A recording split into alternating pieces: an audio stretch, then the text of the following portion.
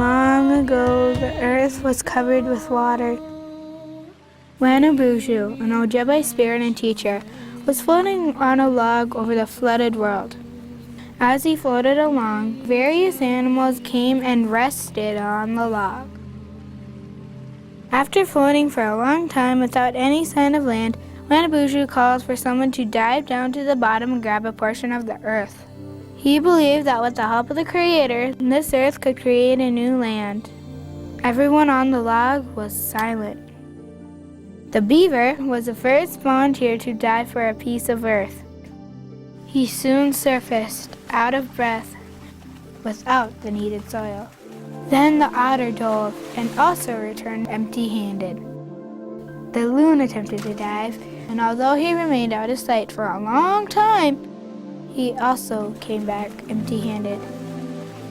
Finally, the small but determined muskrat dove into the deep water. After a long time, the tiny muskrat floated to the surface more dead than alive. But he held onto a tiny piece of soil. Wanabushu took this piece of dirt and placed it upon the back of the turtle. With the help of the Creator, the winds began to blow from each of the 4 directions. This tiny piece of earth grew larger and larger until it eventually formed Turtle Island, or as we now call it, North America. The Ojibwe flood story. From the very beginning all the way into the 21st century, the story recounts how land and water form the core of Ojibwe existence. These resources sustain not only human life, but all living things. Land and water are everything. On an epic search for both food and spiritual sustenance, the earliest North American Indians arrived in the Upper Great Lakes region thousands of years ago. Discovering a land rich in wildlife, plants, and medicines, they entered the region's remarkable web of life and have remained to this day. Just a few centuries ago, the first Europeans paddled into the North American interior aboard long canoes. French explorers encountered many native bands around Lake Superior, including the Ojibwe. From the beginning, European and then American authorities approached Indian bands as sovereign nation-states. As the European powers gradually withdrew from the North American continent, tribal nations across the country began negotiating treaties with the ever-expanding United States in the late 1700s and through much of the following century. These treaties, or contracts between nations, defined the future rights of Indian people and their relationship to the U.S. government. Rights reserved in those treaties are known as treaty rights. Treaty rights have been characterized in different ways. Some say it's a government giveaway, based on race or skin color. Gaween. In Ojibwe, that means no. Or that treaty rights are a handout given to Indians down on their luck. No. Those ideas are way off. So here's the deal. Let's say a family has a 40-acre chunk of woods that someone wants to buy. They're willing to make the sale, but really like to pick berries and hunt deer on that land. They want to still do those things on the land and want it to be okay for their descendants to do the same long after they're gone. So in their real estate contract, the treaty, a contingency is included that keeps specific rights of use. These are resources and activities that are not given up. These are property rights. In the case of the Ojibwe, treaty rights. The United States government looked at the tribes that were out here in the Great Lakes region as truly other governments, other nations. And there was this notion that you had to deal with them like you would any other nation in the world. And so you went and talked to them, and you talked about having an agreement or a treaty with them. And here, what the United States wanted in these treaties was access to, say, for example, pine timber or the minerals around the Lake Superior shoreline. And the United States recognized that you really had to get title to the land from these other governments, these other nations, if you really wanted to do it in the right way. And so after negotiations, bargains were struck, and the courts have said that those bargains involved that the Ojibwe here sold the land to the United States, but a really important part of the deal was that the tribes or the Indians at the time said, well, look, we still need to use these lands to be who we are, the Indian people, where we live off of the land. We have these relationships with the natural resources for all sorts of reasons, for food, for culture, for spiritual needs, for medicinal needs, and for commerce. And so the basis of the bargain, one really important basis of the bargain, was that the tribe said, okay, you can have the pine timber, for example, in the Treaty of 1837, but we still get to use the land to hunt, fish, and gather to meet our needs. Of the 565 tribes nationwide, only a small fraction retain off-reservation resource management authority. In the Great Lakes region, 18 Ojibwe bands exercise treaty rights, and in the Pacific Northwest, a few dozen treaty nations actively implement reserved rights. Tribes bring a wealth of management expertise, from individual tribal natural resource programs to agencies like Great Lakes Indian Fish and Wildlife Commission, known as GLIFWC. What this means for regions like the Upper Great Lakes today is that more forests, more lakes, more animal species are being studied through the cooperative efforts of tribal, state, and federal agencies. In fact, the freshwater lakes of northern Wisconsin contain the most studied fisheries in the world. It also means more Native people continue living a traditional lifestyle, an objective set forth by the Ojibwe Treaty negotiators more than 150 years ago. Access to food, medicines, animal hides, and other essentials from tribal homelands continue to be available through treaty agreements. Now, we'll introduce you to a few Ojibwe people. As you'll see, access to the revered resources of the ceded territory continues to fulfill spiritual and subsistence needs. In eastern Minnesota, some Fond du Lac members search remote forests to gather birch bark large enough to make traditional canoes. The venture exposes Ojibwe participants to both traditional and very much viable skills. Well, them ones right there got live tops on them right there. There's like 6 of them in there. I go out there with great respect, you know, put my sema out and, you know, show my respect when I'm out there. It helps me. You got one, Charlie? We're looking for straight, fairly smooth, not a lot of eyes. We're looking for like at least 12.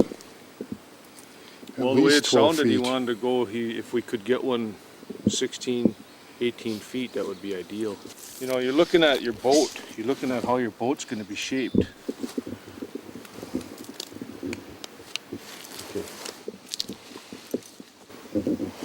The bark that we're peeling is ideal. The thickness is this is canoe bark. There's a difference between canoe bark and basket bark. Basket bark is thinner, and it's on usually from the younger trees. This is an older tree. I'd say it's 60 to 70 years old, this tree here.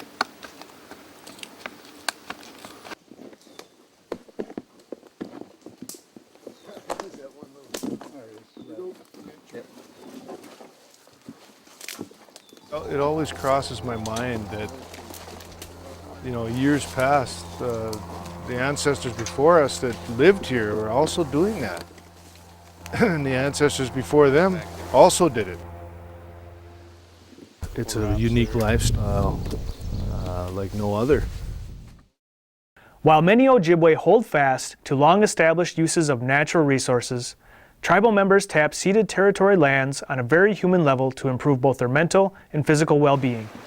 On Wisconsin's Bayfield Peninsula, one fur trapper discovers tangible connections with the distant past and experiences an escape from modern living. I'm Mike Gustafson.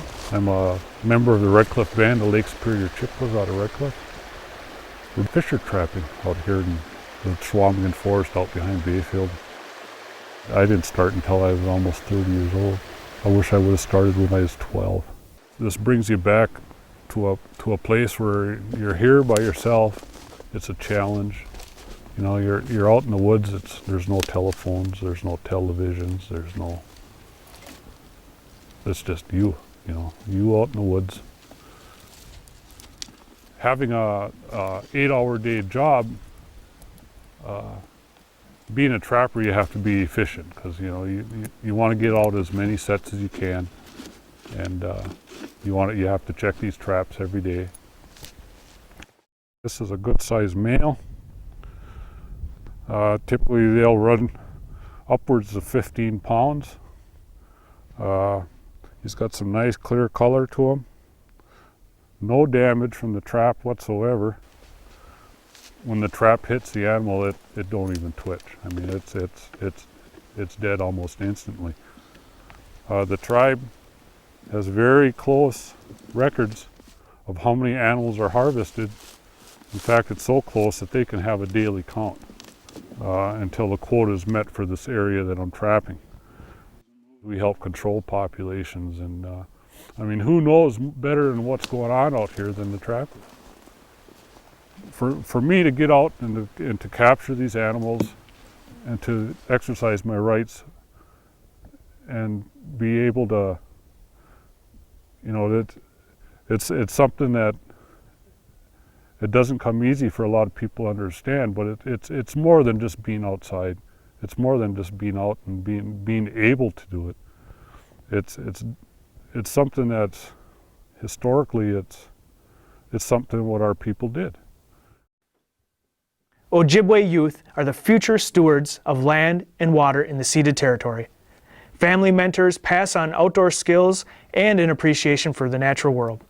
In addition, programs sponsored by GLIFWC like Learn to Hunt and Hunter Safety Education are helping youngsters get off to a good start. Just fun getting out there. I like the outdoors. I like to do everything. It's just peaceful. You get to think.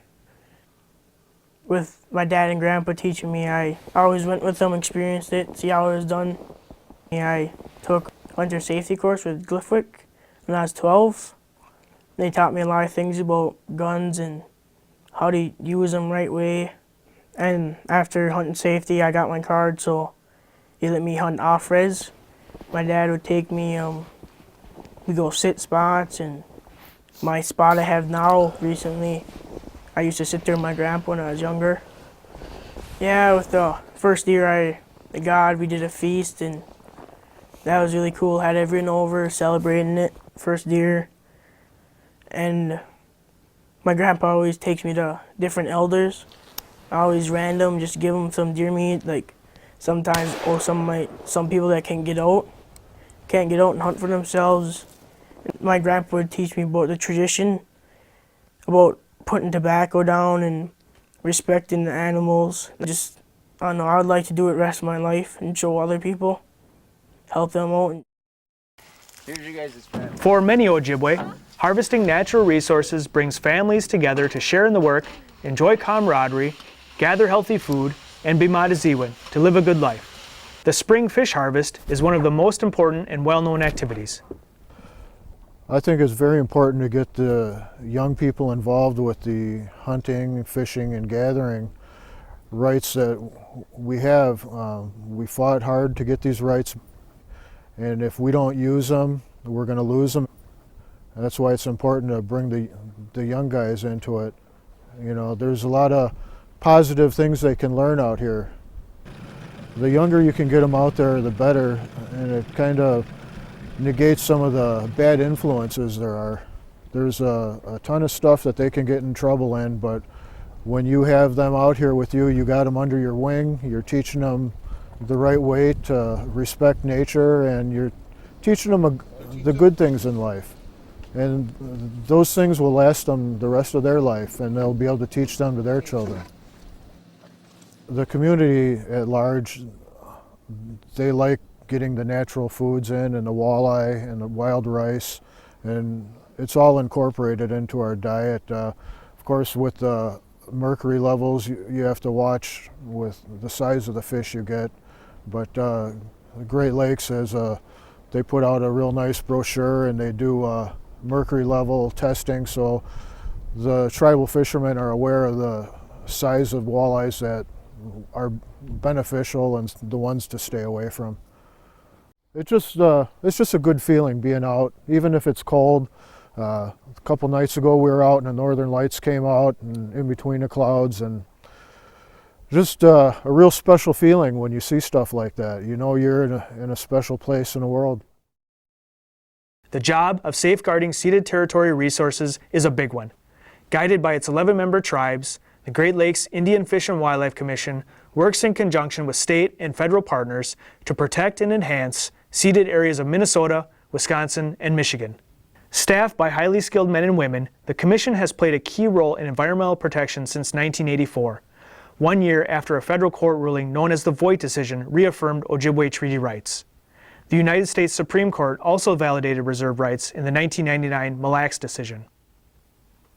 With help from GLIFWC biologists, conservation officers, and administrative staff, treaty harvesters access critical resources that fill spiritual, medicinal, and subsistence needs.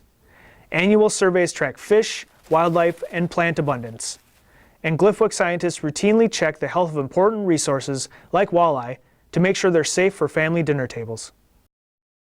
Threats to Ojibwe treaty rights, including environmental degradation, pollution, and climate change, continue into the 21st century.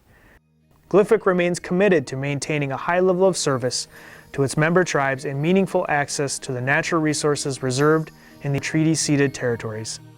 Ultimately, we all benefit from and rely on the land and the water. Miigwech.